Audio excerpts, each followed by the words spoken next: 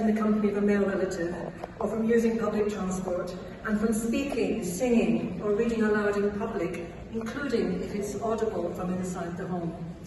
This adds to 70 edicts announced in the past 3 years, stripping Afghan women and girls of their fundamental human rights to work, to education, to freedom of movement and expression, effectively erasing them from public life.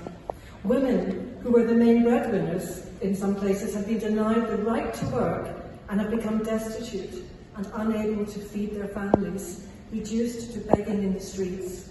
Girls have been forced into early marriages because they're not able to get an education or a job. Women in Afghanistan describe their lives as that of prisoners living in darkness, confined to the home, without hope of a future.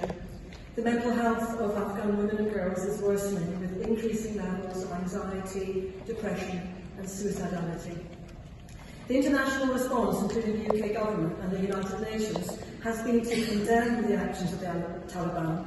But Afghan women have expressed disappointment that the response has been lukewarm and ineffective.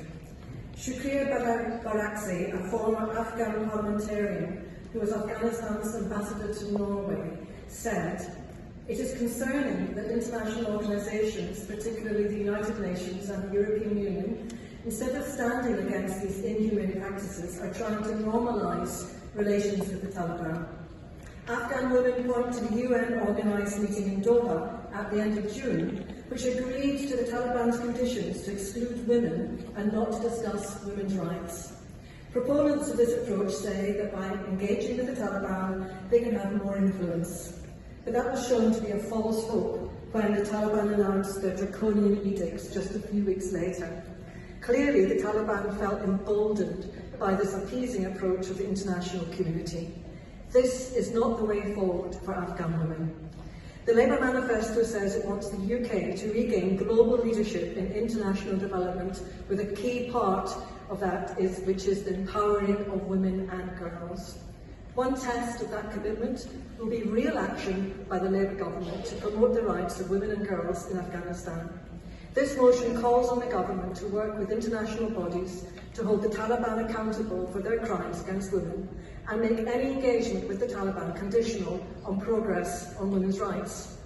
In the meantime, the Labour government could help Afghan women in practical ways now.